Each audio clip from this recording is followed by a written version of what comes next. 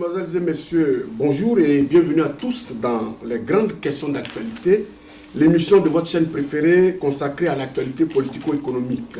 Nous recevons aujourd'hui sur notre plateau un homme politique ivoirien. Il s'agit surtout de M. Stéphane Kipré, président fondateur de l'Union des Nouvelles Générations, UNG en abrégé. Avec lui, nous allons passer en revue toutes les grandes questions qui grèvent aujourd'hui l'actualité politique en Côte d'Ivoire, un pays qui s'apprête justement à aller à de nouvelles élections présidentielles dans 2 mois après la grave crise post-électorale qui l'a secouée en 2010. Bonjour M. Stéphane Kipré. Bonjour. Et merci d'avoir accepté notre invitation. Merci à vous aussi. Avec nous pour mener cet entretien, 3 confrères de la presse ivoirienne. Il s'agit de Jean-Paul Oro, qui est président de l'Union des journalistes ivoiriens de France. Il est surtout aussi correspondant du quotidien L'Intelligent d'Abidjan en France ici et rédacteur au mensuel panafricain Afrique Presse. Bonjour chers confrères. Bonjour. Et à ses côtés, nous avons Blaise Boncier. Blaise Boncier, correspondant du quotidien L'Inter. Bonsoir Blaise Boncier. Bonsoir. Et avec lui, enfin, nous avons Franck Totti, qui est le correspondant du quotidien Le Nouveau Courrier. Bonsoir, chers collègues. Bonsoir, Augustin. Merci beaucoup d'être là à cette émission.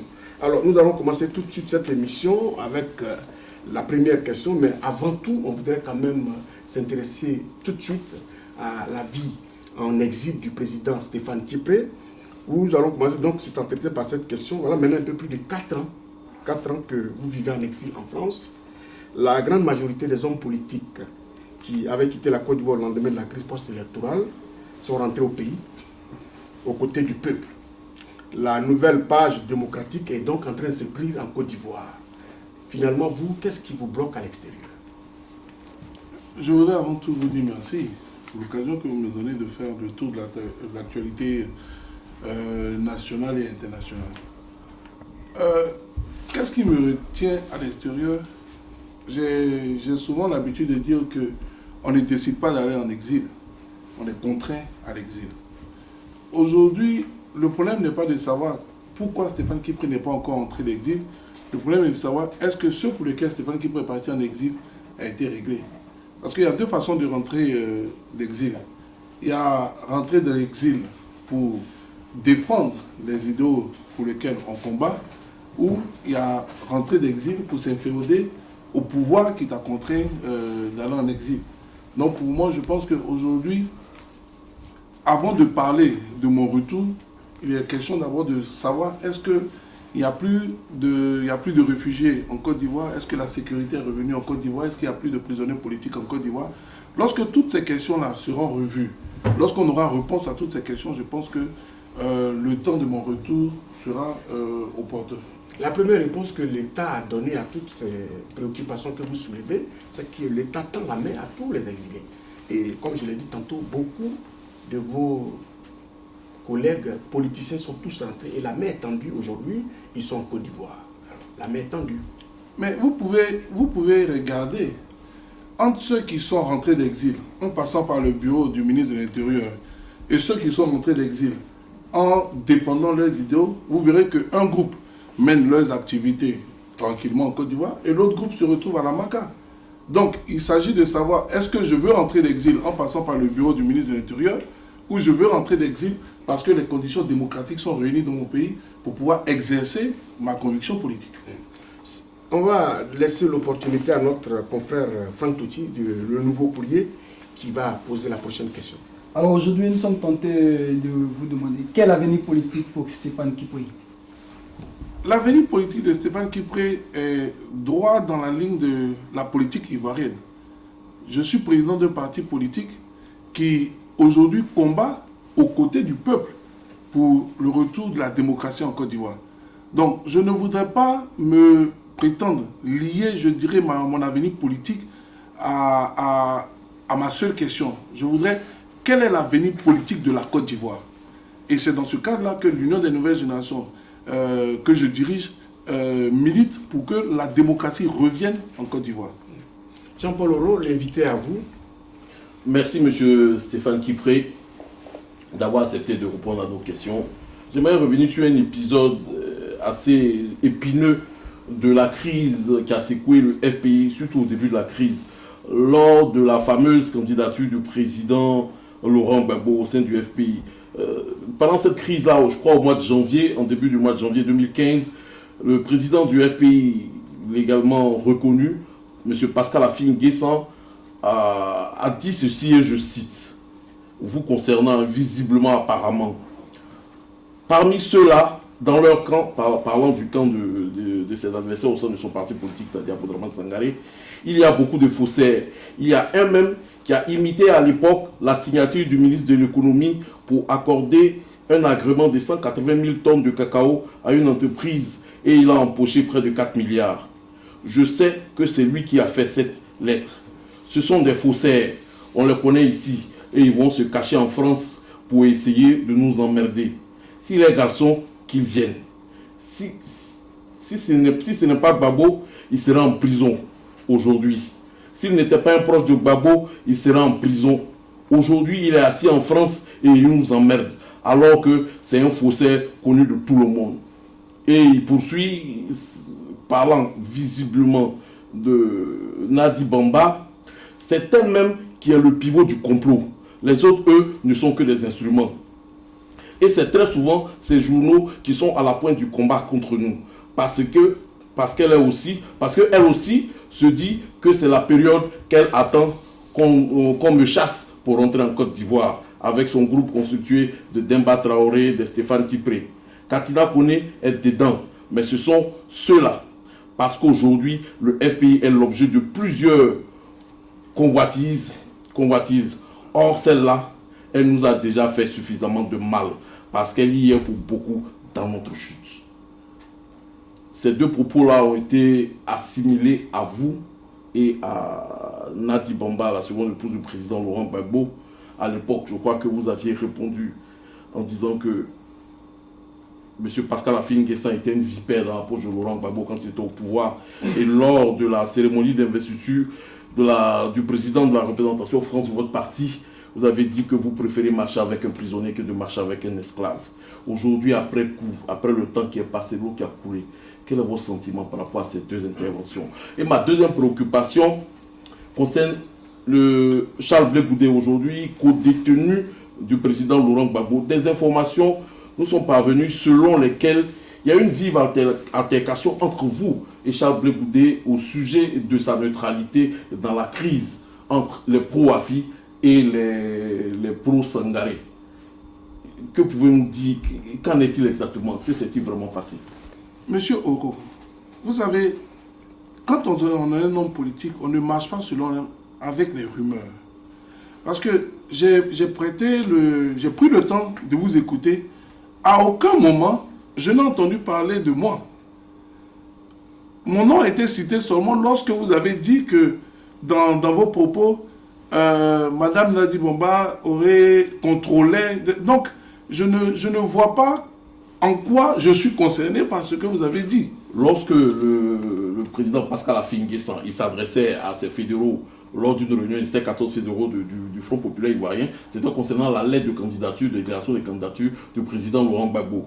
Et il a dit qu'il connaît ceux qui sont à la base de ce complot. Ces deux individus, d'après lui-même, il n'a pas cité de nom, je suis d'accord avec vous, mais visiblement tout le monde, les yeux se sont tournés vers vous et vers Nadi Bamba. Voilà pourquoi je vous pose la question de savoir. Encore une fois, vous le dites, vous répondez à ma question, il n'a pas cité de nom. Donc à partir du moment où il n'a pas cité de nom, pourquoi voulez-vous que je réponde à quelque chose qui ne me concerne pas? Mais vous avez une réaction par rapport à ça, bien sûr, après. Non, il faudrait qu'on soit d'accord sur une chose. La réaction que nous avons eue concerne le combat dans lequel le FPI était. Il y avait une crise au sein du FPI qui aujourd'hui pour moi est derrière nous. Il y a eu le congrès du FPI. Je voudrais revenir sur vos propos pour dire que vous avez parlé la prétendue candidature. Pour moi, il n'y a pas eu de prétendue candidature. Il y a eu la candidature du président Laurent Gbagbo. Et aujourd'hui, après le congrès du FPI, le président Laurent Gbagbo est élu président du FPI. Donc pour moi, c'est un sujet du passé. Donc il est difficile de répondre à des propos qui ne me concernent pas. Et la question concernant la vive altercation qui s'est passée entre vous et Charles Blé Goudé à la prison de Scheveningen. C'est ce que je vous dis. Monsieur Oro, vous savez, le problème que vit la Côte d'Ivoire est tellement important qu'on ne peut pas passer le temps à tourner autour je dirais, de rechercher des informations ou des rumeurs qui ne nous font pas avancer. Est-ce que vous savez que pendant que nous sommes en train de parler aujourd'hui, vous et moi, il y a à peu près 60 000 exilés politiques. Il y a à peu près plus de 500 prisonniers politiques. Il y a des gens qui ont perdu la vie. La démocratie est en train de mourir dans notre pays. Donc, quand vous voyez tous ces sujets-là, il est difficile de laisser mourir notre mère patrie au profit de débats qui n'ont pas de sens. Au profit... Ces sujets-là, nous allons y venir. Non, c'est pour vous dire que en tant que leader politique ivoirien, il est difficile pour moi de répondre à des questions qui, pour moi, ne font pas avancer la nation. Est-ce que oui ou non, la Côte d'Ivoire est malade? Si oui, quelles sont les solutions pour guérir la Côte d'Ivoire? Voilà ma préoccupation d'aujourd'hui. Votre préoccupation est entendue et au chapitre de cela, on va parler évidemment de démocratie et on va voir aujourd'hui comment se porte l'UNG et on va laisser notre confrère Blaise Boncier de l'Inter vous poser la prochaine question. D'accord. Monsieur Stéphane Kipré, pour nombre d'observateurs de la scène politique ivoirienne, l'UNG aujourd'hui c'est un immobiliste total et qui n'est nullement gêné par les quelques sorties sporadiques du président que vous êtes, mais aussi par les quelques déclarations de la direction du parti. Les bases sont quasiment inexistantes. La direction du parti est en perpétuelle recomposition. Et le 1er juin dernier, c'est l'une des personnalités fortes du parti, dans la personne de Serge Kofi, je crois vice-président, conseiller spécial du président, porte-parole du président, qui craquait la porte. Pour ne pas demander quel est l'état de santé du parti depuis que vous êtes en exil, je voudrais savoir qu'est-ce qui ne va pas à l'UNG. Et si vous permettez, Serge Kofi, comme raison de son départ, a dit que les objectifs avoués que vous étiez donnés, assignés, ont été atteints. Quels sont ces objectifs-là aujourd'hui, 8 ans après la création de l'UNG? L'UNG va au rythme de la politique en Côte d'Ivoire. Vous savez, le parti a été secoué, je ne peux pas le nier. Après le 11 avril 2011, la Côte d'Ivoire a été secouée. Et au même rythme que la Côte d'Ivoire, l'UNG a été secouée. Nous avons eu des prisonniers politiques, nous avons perdu des militants. Je me suis retrouvé en exil avec beaucoup d'autres militants. Mais après tout ça, le parti essaie de se remettre. Malgré toutes les traques que nos différents dirigeants ont pu subir, le parti se renaît. Il y a des tournées à l'intérieur du pays. La direction du parti va rendre visite aux différentes bases. On repart, je dirais, on refait renaître le parti. Mais à côté de la direction à Abidjan qui fait vivre le parti, la diaspora aussi. Aujourd'hui, l'UNG a installé plusieurs bases à travers le monde, à travers l'Europe, à travers l'Afrique. À côté de cela, la politique, ce n'est pas seulement les grands débats. Il y a aussi l'assistance que nous apportons à nos populations. Il y a eu beaucoup d'actes qui ont été posés dans les camps de réfugiés. Parce que beaucoup d'Ivoiriens ont tout perdu à cause de la politique ivoirienne. Notre rôle était d'aller leur apporter assistance. Nous avons mené une politique, une tournée dans les camps de réfugiés pour pouvoir apporter, je dirais, cette assistance-là. Le président que je suis a eu le temps de faire le tour de plusieurs chefs d'État africains pour expliquer qu'est-ce qui se passait en Côte d'Ivoire. Parce que la crise ivoirienne était mal connue. La crise ivoirienne n'avait pas, je dirais, le sens que les Ivoiriens avaient de cette crise-là. Donc il était important d'aller expliquer aux Africains pourquoi la Côte d'Ivoire était en crise.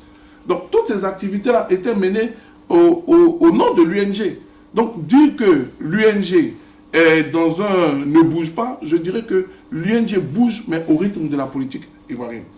Pour revenir à votre deuxième question, ne personnalisons pas le débat. Vous savez, la vie d'un parti politique, c'est comme la marche d'un train. Et le président que je suis le conducteur du train. Mon objectif, c'est d'amener le train à la destination finale. Mais le train s'arrête à toutes les stations, certains descendent et d'autres montent. Le plus important, ce n'est pas de regarder ceux qui descendent, mais il y a certains qui montent en qualité et en quantité. Alors, quand le mécanicien du train il descend, est-ce que le train peut avancer? Mais comment vous savez que le mécanicien du train est descendu? Oui, ce sont des fortes personnalités qu'il cite là. Quel est le titre qu'on donne? Qui est le mécanicien? Le seul conducteur, c'est le président que je suis.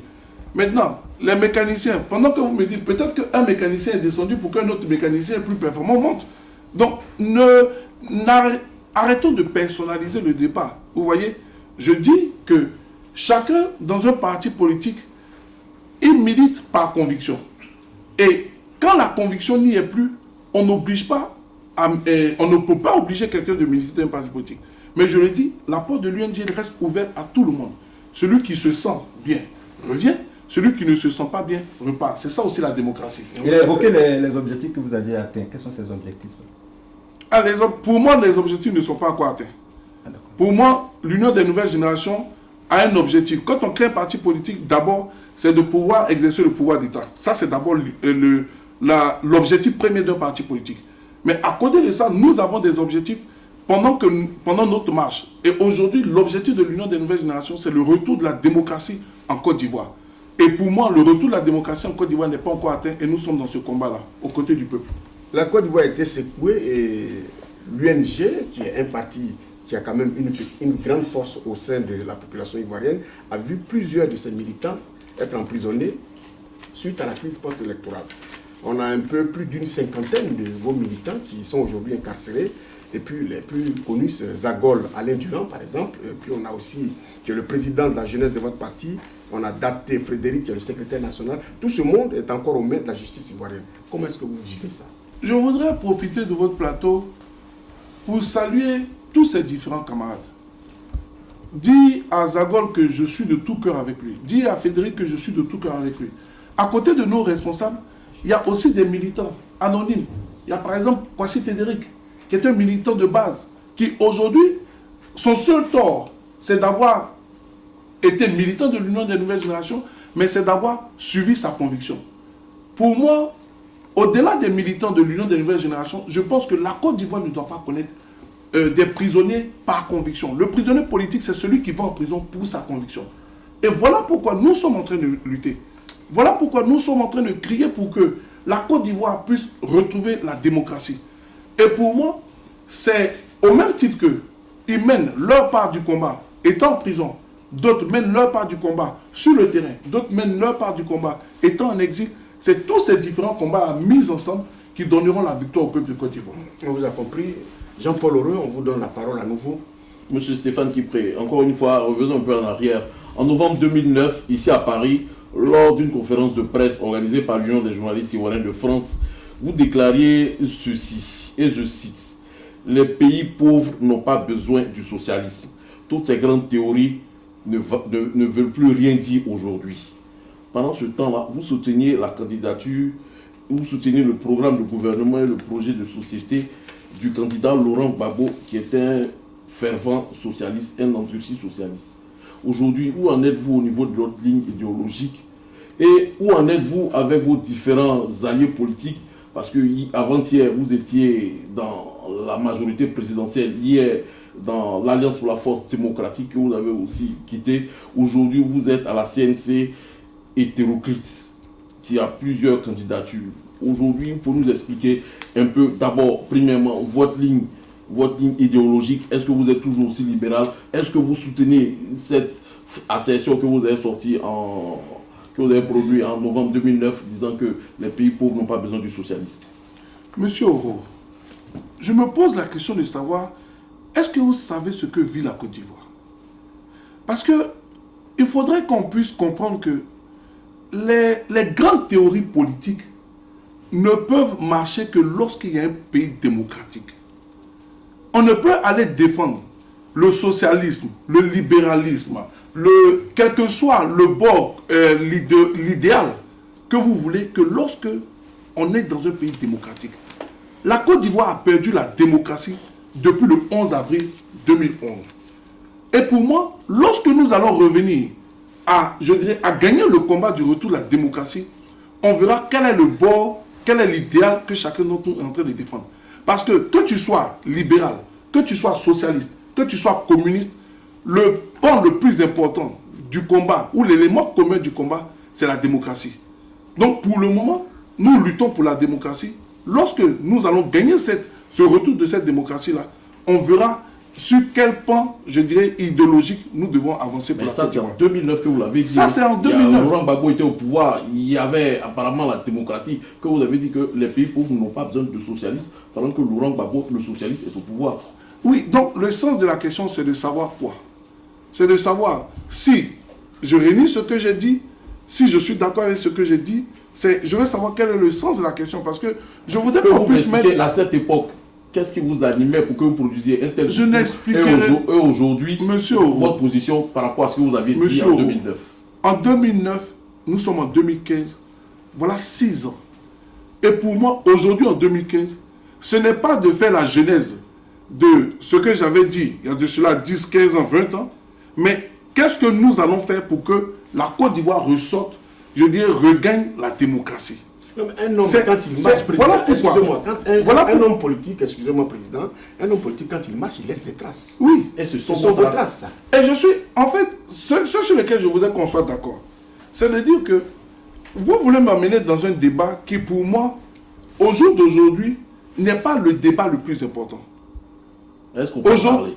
Je dis, on peut en parler autant qu'on veut, mais quand je vois le combat dans lequel nous sommes aujourd'hui, qui est le retour de la démocratie en Côte d'Ivoire, et je vois le débat dans lequel vous voulez qu'on rentre, qui est un débat idéologique, je ne peux pas comparer ces deux débats. Et pour moi, le plus important aujourd'hui, que je sois socialiste, que je sois libéral, que je sois communiste, le plus important aujourd'hui, c'est de gagner le combat du retour de la démocratie dans mon pays. Lorsque la démocratie reviendra en Côte d'Ivoire, on verra que socialistes ou libéraux ou communistes pourront exercer, je dirais, leur choix idéologique. C'est un peu l'élément essentiel. C'est à ça que je veux qu'on revienne. Est-ce que oui ou non, la Côte d'Ivoire est dans une situation où on peut exercer ses choix idéologiques? On va finalement avancer, parce que le président souhaiterait avancer sur les sujets qui concernent la Côte d'Ivoire aujourd'hui. Et le premier sujet qui concerne la Côte d'Ivoire aujourd'hui, c'est la présidentielle d'octobre prochain qui arrive. Et comme on le sait tous, la Côte d'Ivoire doit aller à ces élections.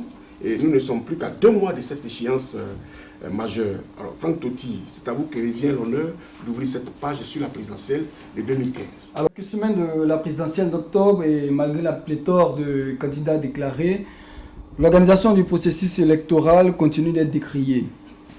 Qu'est-ce qui dérange? Que dénoncez-vous réellement dans tout ce processus?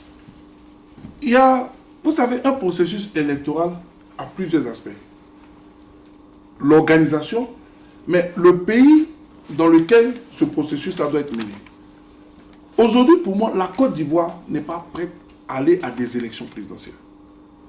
Quand vous regardez aujourd'hui... Pourquoi, président? La Côte d'Ivoire n'est pas prête parce que, prenons d'abord, je dirais, l'organisateur de ces élections-là, qui est la commission électorale indépendante. Vous voyez que cette commission électorale indépendante, il ne faut pas avoir fait Sciences Po pour savoir que quand une commission électorale a échoué, on ne prend pas les mêmes choses pour faire pour recomposer la même organisation. L'adversaire dit qu'on ne change pas une équipe qui gagne.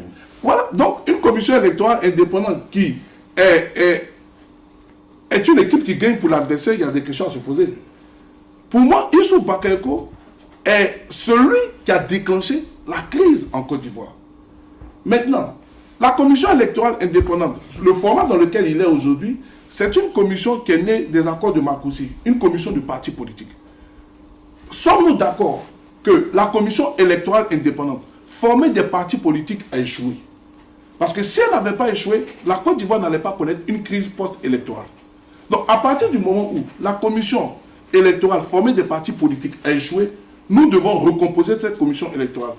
Donnons à la société civile, donnons aux religieux, donnons aux chefs traditionnels de pouvoir organiser les élections. Et laissons les partis politiques aller convaincre le peuple de leur programme politique. Parce qu'on ne peut pas être en même temps juge et parti. Voilà un des éléments qui fait que la Côte d'Ivoire n'est pas prête. Comment voulez-vous qu'on parte à une élection présidentielle lorsque le Conseil constitutionnel qui est supposé abriter cette élection est bancal? Le Conseil constitutionnel, pour moi, est bancal parce que ce Conseil constitutionnel n'est pas légal. L'article 90 de notre Constitution dit que le Conseil constitutionnel est élu pour 6 ans. Le président du Conseil constitutionnel est élu pour 6 ans. Mais Yaoundé, a-t-il fait 6 ans? pour être démis de ses fonctions. Yaoundé aussi est identifié comme l'une des personnalités qui a plongé la Côte d'Ivoire dans la crise, selon les observateurs. Oui, mais lui, il y a la Constitution qui dit qu'il est nommé pour 6 ans. Donc, à partir du moment où il est nommé pour 6 ans, il ne peut pas être démis de ses fonctions.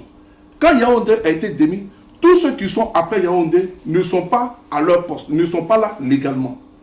Mais permettez-moi, chers amis, de vous lire l'article 15 du Code de la magistrature qui dit « Aucun magistrat ne peut procéder à un acte de ses fonctions lorsqu'il s'agit de ses propres intérêts, de ceux de sa femme, de ses enfants ou alliés, en ligne directe ou en ligne collatérale, jusqu'au 4e degré inclusivement. » Pour dire que le président actuel du Conseil constitutionnel a sa femme, qui est directrice de campagne de M. Alassane Ouattara à Cocody. Mais comment voulez-vous que le président du Conseil constitutionnel prenne une décision allant à l'encontre, je dirais, des intérêts de sa femme? Donc vous voyez que le Conseil constitutionnel actuel de la Côte d'Ivoire ne peut pas inspirer la confiance au peuple ivoirien. Donc quand le Conseil constitutionnel n'inspire pas la confiance, quand la CEI ne répond pas, je dirais, à une commission électorale indépendante, quand nous avons un pays qui souffre toujours des effets d'une crise post-électorale, lorsque nous avons encore des prisonniers politiques, lorsque nous avons des exilés, lorsque nous avons des comptes gelés, comment voulez-vous que la Côte d'Ivoire aille à une élection? Comment voulez-vous que la Côte d'Ivoire aille à une élection crédible, apaisée et démocratique? Monsieur le Président, dans tous les cas, il reviendra au pouvoir en place d'installer une commission électorale. Il reviendra au pouvoir en place de nommer le président du Conseil constitutionnel.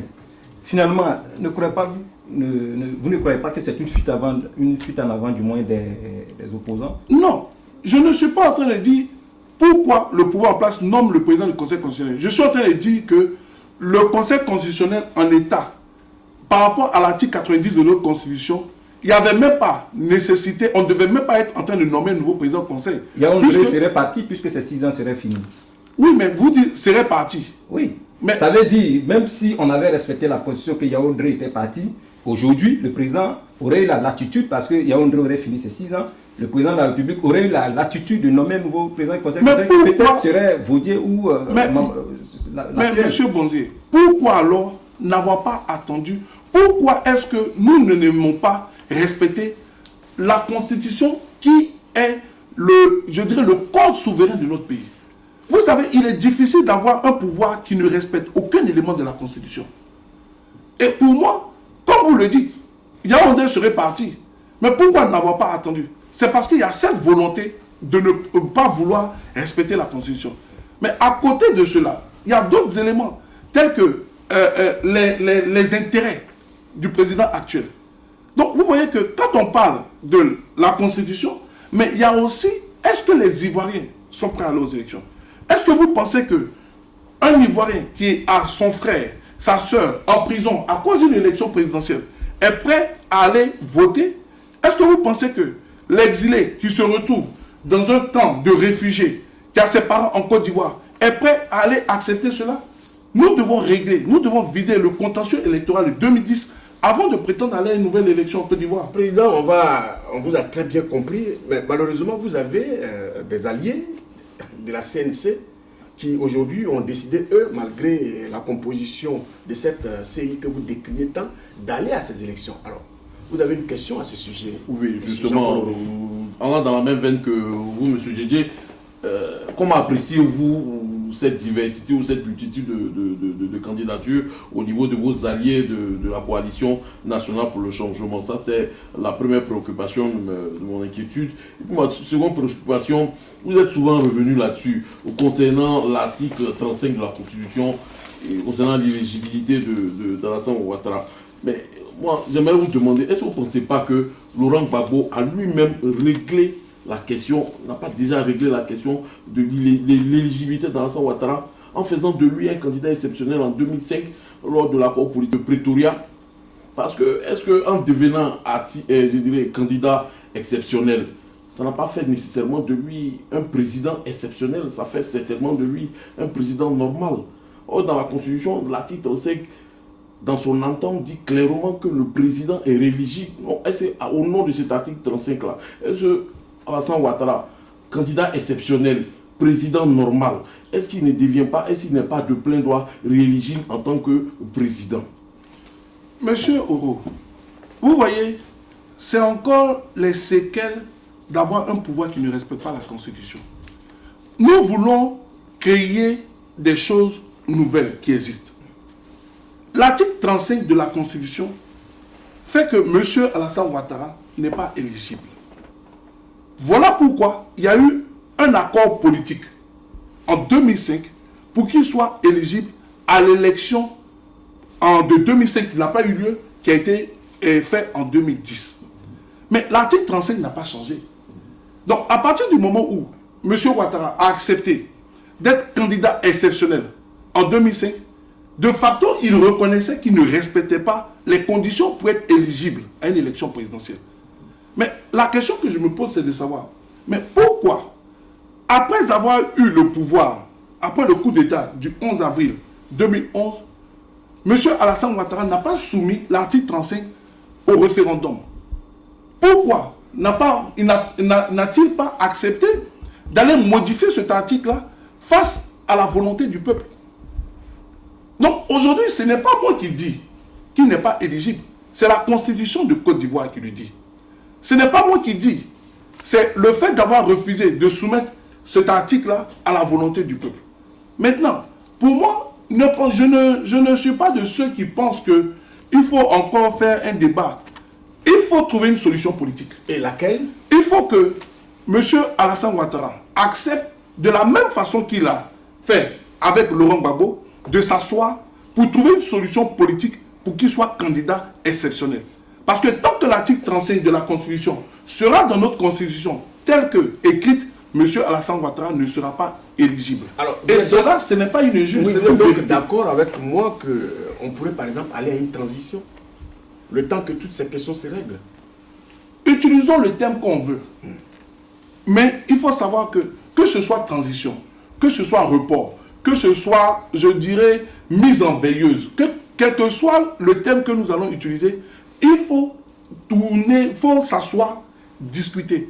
Vous voyez, la force du président Laurent Gbagbo a été que, pour tout problème, la Côte d'Ivoire s'est assise et a discuté.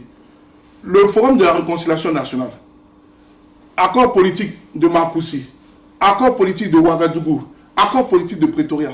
Mais depuis qu'il y a eu le changement de main de pouvoir en 2011, combien de fois le pouvoir s'est assis pour discuter avec les véritables interlocuteurs? Parce qu'une chose est de discuter avec le véritable interlocuteur et une chose est de se fabriquer des interlocuteurs. Tant qu'on se fabriquera des interlocuteurs, nous ne trouverons pas la solution. Pour pouvoir aller à des élections en Côte d'Ivoire, nous devons nous asseoir pour pouvoir discuter avec les véritables interlocuteurs. Il faudrait que Gbagbo Laurent, Alassane Ouattara, Konan Bédié s'asseyent et vident le contentieux électoral de 2010 pour qu'on puisse aller à des élections apaisées et crédibles en Côte d'Ivoire.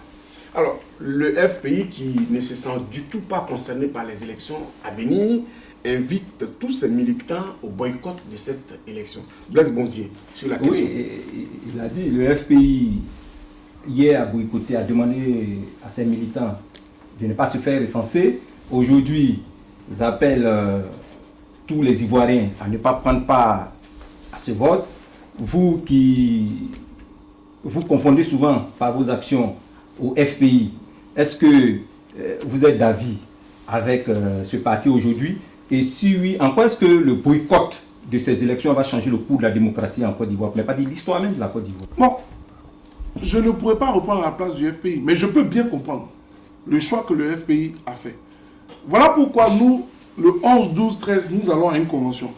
Parce que la convention est un organe pour pouvoir parler des élections dans notre pays. Donc, les militants, les délégués vont se retrouver pour qu'on puisse savoir quelle est la ligne directrice de l'UNG par rapport à ces élections présidentielles. Mais encore une fois, je dis, je comprends le choix du FPI de boycotter ces élections. Vaut mieux boycotter une élection que d'envoyer le peuple à l'abattoir. Le FPI a donc deux têtes aujourd'hui et la seconde, c'est le président Afin Guessan qui sur le terrain là-bas est reconnu par les autorités politiques et il est candidat. Alors donc, Franck Totti... Oui, M. Stéphane Kipré, vous comprenez le FPI, mais version Sangaré, si je peux aussi m'exprimer, mais dans le même temps, le secrétaire général porte-parole par intérim, l'ambassadeur Kone Boubaka, déclarait Charles Konan Banny, président de la CNC, est candidat pour la réconciliation et pour la libération du président Gbagbo. Alors que c'est ce même parti qui appelait ses militants au boycott. Que devrait-on retenir de tout cet imbroglio? Déjà, M. Totti, M. Guégué, il n'existe pas deux versions du FPI. Il y a un FPI qui est dirigé par Gbagbo Laurent. Et c'est ce FPI-là que nous connaissons. C'est votre position. Je n'ai pas... Non, le dire que c'est l'UNG qui reconnaît, ça veut dire même que je pense qu'il y a deux FPI. Il y a un seul Front populaire ivoirien. Et ce Front populaire ivoirien est dirigé par Gbagbo Laurent. Parce qu'il y a eu un congrès. Ça, c'est déjà... Donc, je ne peux pas assister à un FPI version, les versions. Comme je ne connais pas, je préfère le dire. Maintenant, pour revenir à votre question, ce n'est pas à moi de justifier le choix du boycott.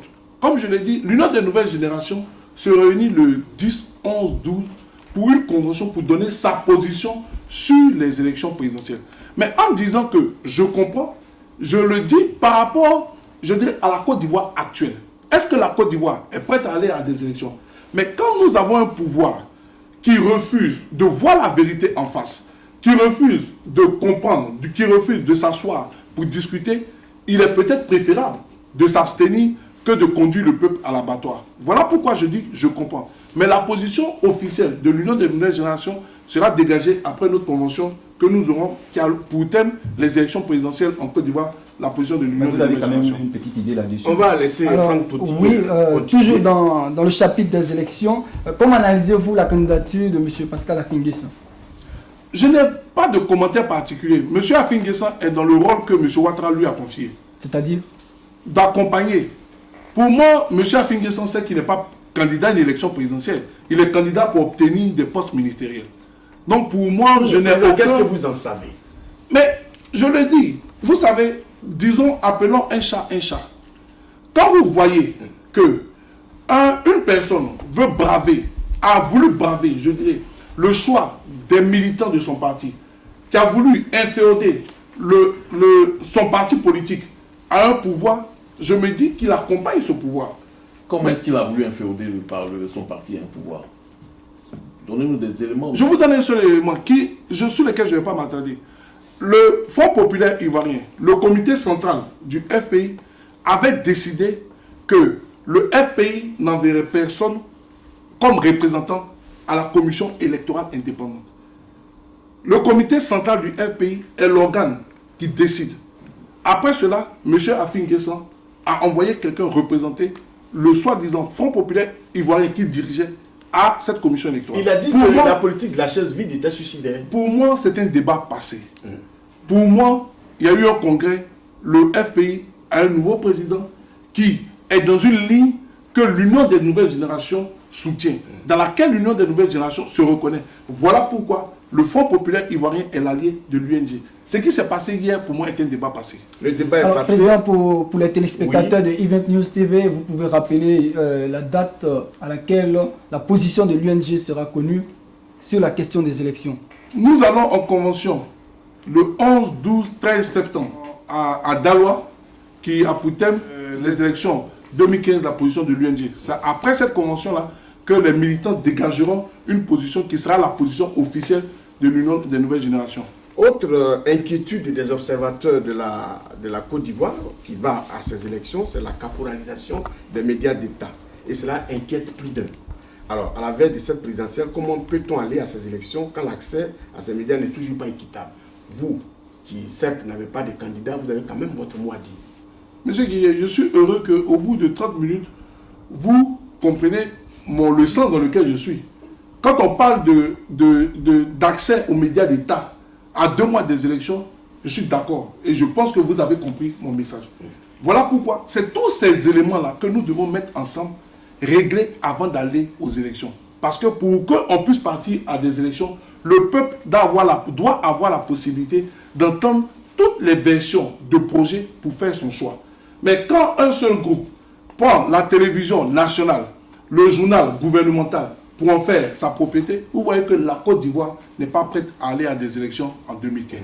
Pour être complètement complet avec la question de l'élection présidentielle, nous allons maintenant évoquer le sujet de la déstabilisation des partis politiques en Côte d'Ivoire. Et c'est notre confrère Blaise Bonzier qui a l'honneur d'ouvrir cette page. Oui, Président, une chose est remarquable ces derniers mois en Côte d'Ivoire, dans la vie des partis politiques. La quasi-totalité des formations politiques, en tout cas les plus significatives, connaissent aujourd'hui des crises profondes. Le PDCI, le FPI, le PIT, le MFA, l'exception c'est le RDR. Ça fait que les gens pointent un doigt accusateur sur l'actuel chef d'État. Est-ce que vous avez une lecture particulière de ces situations-là? Et si vous convenez avec ceux qui accusent le chef d'État, est-ce que ce n'est pas de bonne guerre qu'un chef politique divise ses adversaires pour régner? Ça peut être de bonne guerre de vouloir, je dirais, affaiblir son opposition. Donc vous accusez l'actuel chef d'État d'être à la base? Ce n'est même pas accusé. Ils créent, ils financent et ils utilisent. Mais encore une fois, ça peut être de bonne guerre. Mais ce qui n'est pas à faire, c'est d'utiliser la justice, la police, pour pouvoir détruire les partis politiques de l'opposition. Ça, ce n'est pas à faire. Parce que la justice appartient à tous les Ivoiriens. La police appartient à tous les Ivoiriens. Mais quand on utilise la force de l'État pour pouvoir brimer son opposition, ça, c'est antidémocratique. Maintenant, la volonté de pouvoir être parti unique en Côte d'Ivoire, bon, vous voyez encore une fois que la démocratie n'existe pas au sein du RDR.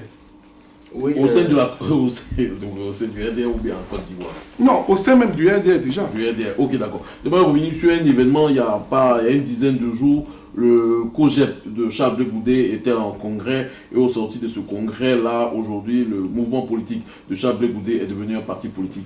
Quelle lecture, quelle appréciation vous faites de la naissance de cette nouvelle organisation politique qui va certainement vous concurrencer? Je n'ai pas d'appréciation particulière à faire. Vous savez, c'est aux militants du COGEP de choisir la forme sous laquelle ils veulent lutter. Que ce soit mouvement, que ce soit parti politique, c'est leur choix et je n'ai pas de commentaire particulier à faire là-dessus. Mais c'est un de vos alliés, vous étiez tous alliés ensemble au sein de la LMP, au sein de la Galaxie Patriotique.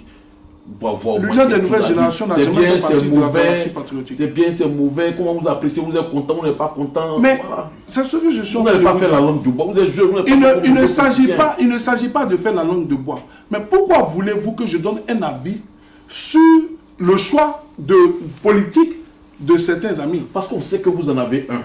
Mais pourquoi? Mais quel est, que ce soit en mouvement politique ou négativement, Monsieur Oro, que ce soit en mouvement politique, que ce soit en parti politique, que ce soit en société civile, que ce soit en association, le plus important pour moi n'est pas la forme sur laquelle la lutte. J'aurais pu apporter un élément d'appréciation si, je dirais, la ligne de combat changeait. Mais pour moi, aujourd'hui, la forme ne définit pas forcément la ligne de combat. Donc nous regardons pour voir comment est-ce que le COGEP, en tant que parti politique, va mener sa ligne de combat et après nous verrons. Pour le moment, je n'ai pas Pour le moment, je n'ai pas d'avis particulier à émettre là-dessus. Voilà, merci à tous. Nous allons maintenant attaquer le dernier point du conducteur de cette émission. Et il s'agit du bilan des 4 ans d'exercice du pouvoir du régime d'Abidjan. Alors aujourd'hui, qu'on le veuille ou pas, le bilan économique du président Ouattara parle pour lui. Hein? Tous les indicateurs sont presque au vert. On a par exemple un taux de croissance qui est le meilleur de la sous-région et les investisseurs se bousculent en Côte d'Ivoire. Alors Franck Totti, qu'est-ce qu'on peut relever de négatif sur cette question du bilan du président Ouattara? Ce qu'on pourrait dire, le talon d'Achille de la gouvernance de Ouattara est indéniablement la question de la sécurité. Et sur un effectif officiel, selon les statistiques officielles, sur 74 000 ex-combattants, environ 46 000 ont été réinsérés et 30 000 sont dans la nature avec armes et bagages. Et c'est quand même inquiétant. Nous avons aussi un nouveau fléau qui s'est développé en Côte d'Ivoire, le phénomène des microbes. Ce sont des ex-combattants, des mineurs pour la plupart, qui agressent les paisibles populations. Ce phénomène s'est développé à Bobo et ça a gagné du terrain à Yopougon, à Koumassi, etc.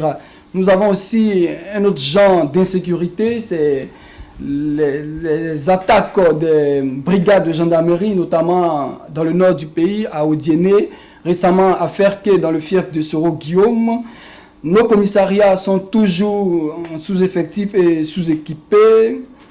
Les dozos continuent d'être armés. L'Ouest ivoirien est toujours une zone d'insécurité où règnent en maître les brigands et autres hommes en armes. On va dire. Oui.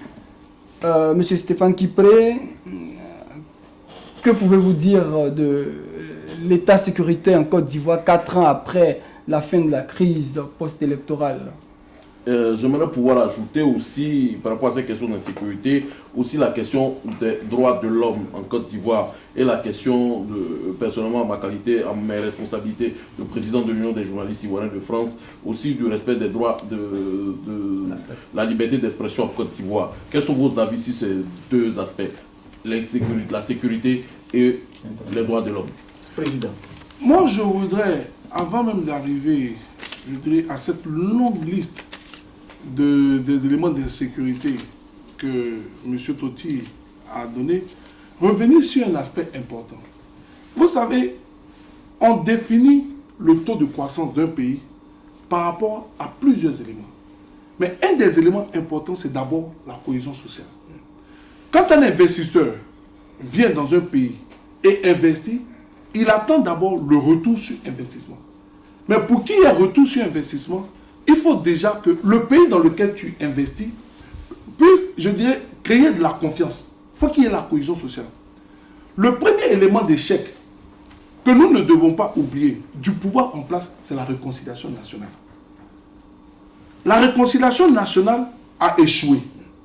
L'élément qui nous montre même que la réconciliation nationale a échoué en Côte d'Ivoire, c'est que le choix du pouvoir en place pour diriger cette réconciliation nationale est candidat contre ce pouvoir-là. Cela nous prouve qu'il n'y a pas eu de réconciliation en Côte d'Ivoire. L'élément de langage de l'Ivoirien n'a pas changé après 4 ans.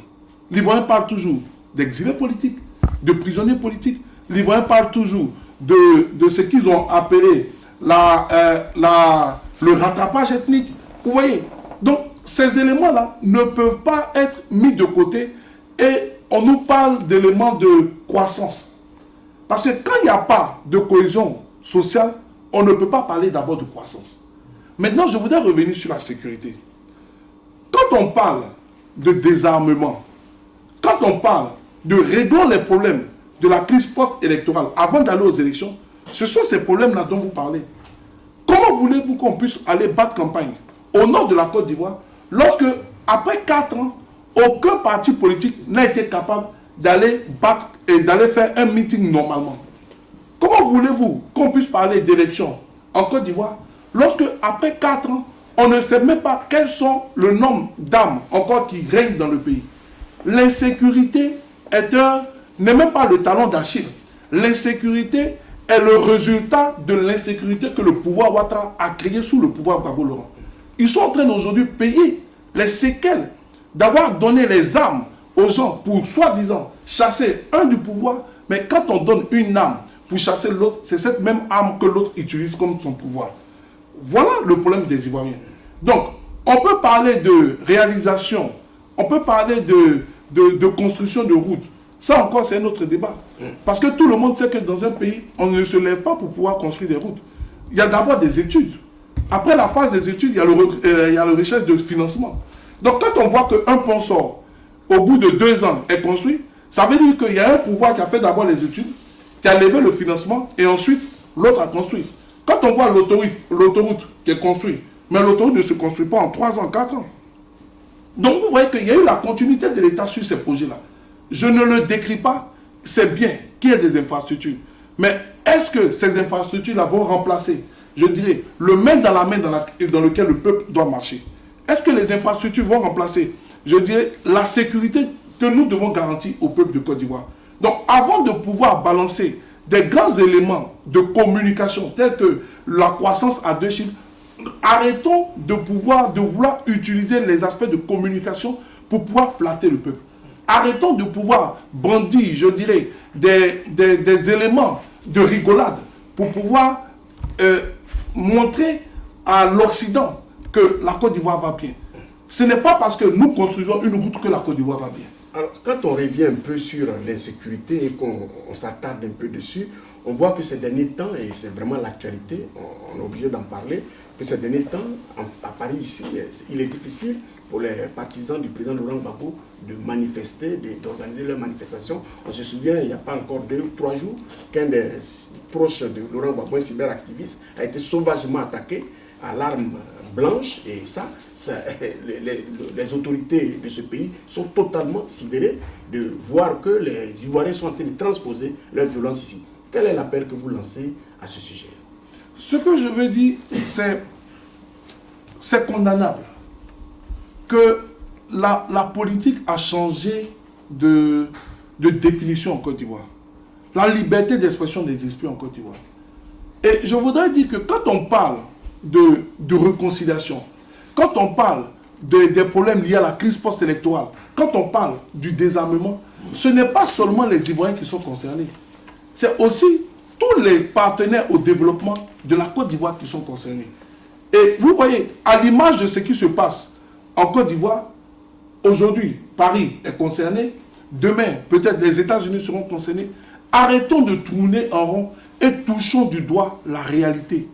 Arrêtons de pouvoir utiliser la réconciliation comme des éléments de communication et asseyons-nous au chevet de notre mère patrie qui est malade, qui est en train d'agoniser, et réglons les problèmes véritables de la Côte d'Ivoire. Oui, les vrais problèmes aujourd'hui que le gouvernement, lui, là, c'est qu'il est en train de réaliser beaucoup d'infrastructures pour faire avancer la Côte d'Ivoire. Vous avez une question là-dessus? Oui, mais justement, avant de revenir sur la question de l'infrastructure, je crois que M. Stéphane Kipré est déjà revenu là-dessus, mais il n'a pas répondu à la question des droits de l'homme en Côte d'Ivoire. Beaucoup de communiqués, de rapports d'organisations non gouvernementales comme Human Rights Watch a produit des rapports concernant les droits humains en Côte d'Ivoire. Vous, votre avis là-dessus aujourd'hui?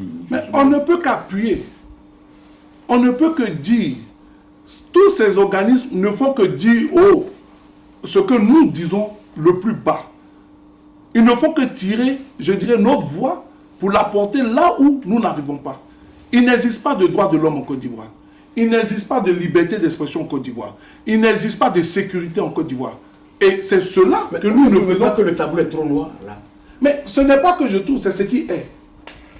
C'est ce qui se passe en Côte d'Ivoire. Quand on parle je n'ai pas créé le phénomène des microbes.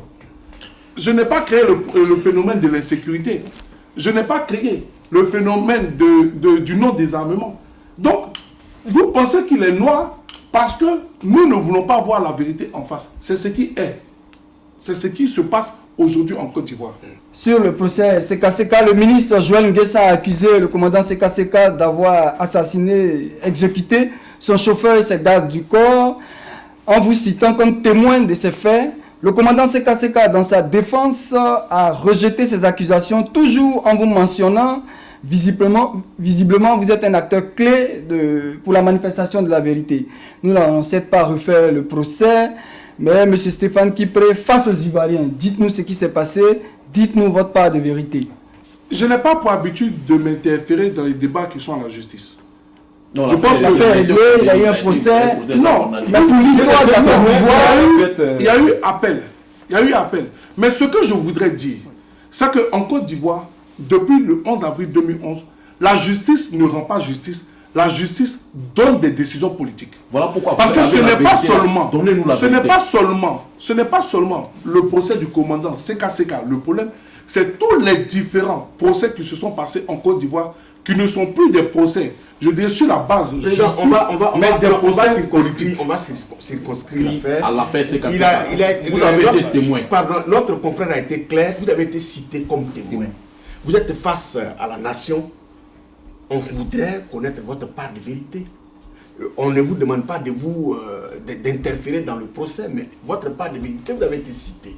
Cité par qui?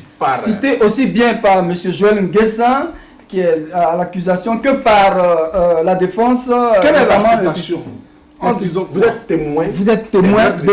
Demandez à mon neveu, Stéphane Kipré, il était témoin, il était là. Mon chauffeur a été abattu devant moi. Voilà, quand mon chauffeur a été abattu. Mes gardes du corps ont été abattus par le commandant CKCK. Je n'étais pas témoin de ça. Je n'étais pas présent de ce acte-là. Et je voudrais rappeler au porte-parole du RDR de revenir dans ses mémoires parce que je n'ai pas été témoin de ça. Vous avez été témoin. Pourtant, il dit que vous lui avez sauvé la vie ce jour. Oh, mais donc, posez-lui la question, comment je lui ai sauvé la vie? Oui, avant Parce de que, nous le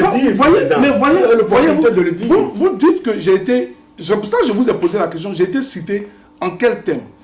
Et vous m'avez rappelé les thèmes que le porte-parole du RDR a dit, et je dis que je n'ai pas été témoin de ça, de ce que le porte-parole du RDR a dit. Joël Nguessa a menti. Le porte-parole n'était pas témoin lors de l'assassinat de son chauffeur, de son garde du corps. Je n'ai pas été témoin de ce que le porte-parole du RDR a dit. Merci, Président. Et la dernière question de cette émission va revenir à Franck Totti et elle a trait au président Laurent Gbagbo, incarcéré à la haie. Franck Totti, vous avez la parole. C'est un secret de polichinelle que de dire que vous êtes un visiteur assidu du célèbre prisonnier de Scheveningen, le président Laurent Gbagbo. À 3 mois de l'ouverture de son procès, dans quel état d'esprit se trouve-t-il? Ça, c'est ma première préoccupation. Et la deuxième, récemment, il y a quelques jours, le 19 août dernier, la Chambre préliminaire 1 accédait à la requête de la procureure Bensouda en faisant de Laurent Gbagbo le responsable premier des crimes supposés. Pour parler terre à terre, ce serait Laurent Gbagbo qui a donné ordre directement à ses militaires ou à des miliciens d'exécuter des gens. Que pensez-vous de ce changement dans l'accusation à quelques 3 mois d'un célèbre procès? Quelqu'un a dit, Président, avant que vous ne vous prononciez, que c'est une façon pour eux de faire en sorte que Laurent Gbagbo n'échappe nullement à aucune de ces accusations. Donc vous comprenez avec moi qu'il y a un complot? Non, c'est parce que nous disons, c'est ce que les observateurs disent. Si ces observateurs le disent, si au bout de 4 ans, c'est maintenant qu'on commence à changer la forme du procès, vous comprenez avec moi que nous sommes dans un complot. Et je le dis, le procès de la CPI est un procès politique. Ce qui se passe à la CPI, c'est de la politique. Et c'est de la politique qui impacte directement la Côte d'Ivoire. La réconciliation de la Côte d'Ivoire se trouve à la CPI. La stabilité de la Côte d'Ivoire se trouve à la CPI. La joie de vivre des Ivoiriens se trouve à la CPI. Le retour, je dirais, d'une paix en Côte d'Ivoire se trouve à la CPI. Donc, celui qui veut la paix en Côte d'Ivoire, qu'il le règle au niveau de la CPI. Nous allons tourner en rond, nous allons prendre les mêmes pièces, nous allons les retourner. Tout le monde sait que Laurent Gbagbo ne peut pas avoir ordonné ce qu'ils disent.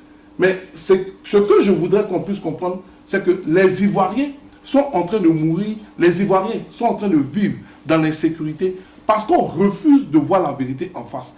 La réconciliation de la Côte d'Ivoire, c'est ce qui se passe à ces pays. Si nous voulons la paix en Côte d'Ivoire, si nous voulons la réconciliation en Côte d'Ivoire, faisons sortir Laurent Gbagbo, faisons asseoir les acteurs de la crise post-électorale pour qu'ils puissent vider le contentieux électoral et qu'ensemble, on puisse repartir sur une nouvelle page de notre pays. On ne peut pas parler de Côte d'Ivoire sans parler de Laurent Gbagbo. On ne peut pas parler de paix sociale en Côte d'Ivoire en mettant de côté tous les exilés politiques, tous les prisonniers politiques. La Côte d'Ivoire a besoin de cela. Et arrêtons de pouvoir jouer avec les mots et touchons du doigt la réalité des problèmes en Côte d'Ivoire. Je pense que le président a répondu à toutes les questions. Et merci, M. Stéphane Kipré, d'être passé sur notre plateau. Mais avant de vous laisser partir, vous avez certainement un dernier mot. Je voudrais dire merci à Event News TV pour cette occasion que vous m'avez donnée de pouvoir parler, je dirais, aux Ivoiriens. Nous avons abordé beaucoup de sujets, des sujets importants pour la nation ivoirienne. Nous avons abordé le sujet de la commission électorale indépendante qui jouera un rôle dans cette élection-là. Il n'est pas, pour moi, il est important de la réviser. Il est important de mettre de côté cette série de partis politiques et recomposer, constituer, donner l'organisation des élections à la société civile. Nous avons parlé du Conseil constitutionnel. Vous voyez-vous, aujourd'hui, au-delà de tous ces différents problèmes que la Côte d'Ivoire a, je voudrais dire aux Ivoiriens de ne pas perdre espoir. De ne pas perdre espoir parce que notre pays sortira grand. Mais nous devons continuer de mener ce combat-là. Parce que la démocratie est le combat le plus important que nous devons mener pour notre Côte d'Ivoire. Voilà pourquoi l'Union des nouvelles générations se tiendra toujours aux côtés du peuple de Côte d'Ivoire pour pouvoir gagner ce combat-là. Et ensemble, nous construirons une Côte d'Ivoire debout et une Côte d'Ivoire grande. Merci, Président. Merci à Franck Totti. Merci aussi à Jean-Paul Oro. Et merci enfin à Blaise Boncier. Merci aussi à tous les techniciens qui étaient en régie. Téléspectateurs d'Event News TV, merci pour votre fidélité. On se retrouve pour un prochain numéro. À bientôt.